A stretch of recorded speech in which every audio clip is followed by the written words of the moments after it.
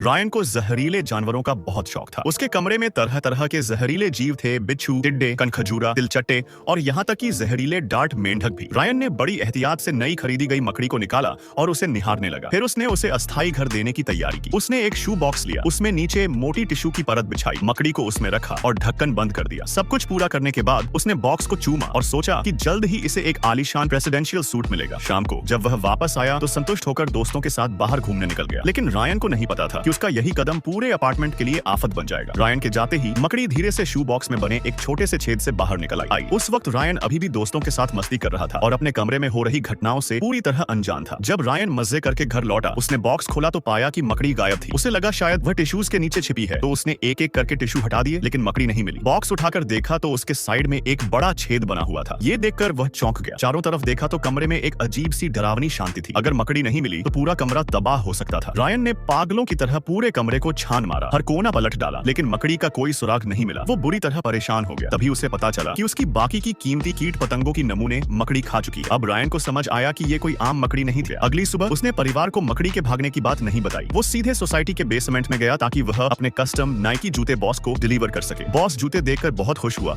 और तुरंत पैसे दे दिए। तभी एक बदमाश जो रायन से जलता था वहां आया और झगड़ा करने लगा। उसे लगा कि रायन ड्रग्स बेच रहा है और उस शू बॉक्स में कुछ सफेद पाउडर है। उसे लगता था कि ऐसे पुराने जूतों की इतनी कीमत नहीं हो सकती। रायन और बॉस ने उसे अनदेखा किया। बॉस ने सीधे पुराने जूते कूड़ेदान में फेंक दिए और नए पहनने चल पड़ा। जैसे ही बॉस नया जूता पहनने लगा, उसे अचानक अंदर से काटने जैसा कुछ महसूस हुआ। उसने तुरंत जूता उतारा और ध्यान से देखा, उसका चेहरा सफेद पड़ गया। जूते में वही मकड़ी थी। बॉस ने डर के मारे तुरंत उसे कुचल दिया, लेकिन अब बहुत देर हो चुकी थी। मकड़ी ने अंडे दे दिए थे। सैकड़ों छोटे छोटे मकड़े जूते से निकलकर उस पर हमला करने लगे। वे उसे काटने लगे और देखते ही देखते बॉस की त्वचा सड़ने लगी। उसकी आंखों से पीले आंसू निकलने लगे और वह जहर के असर से बेहोश हो गया। वो मदद के लिए बाहर रेंगने की कोशिश कर रहा था, लेकिन तब तक बहुत देर हो चुकी थी। आखिरकार वह जमीन पर गिर पड़ा, हमेशा के लिए।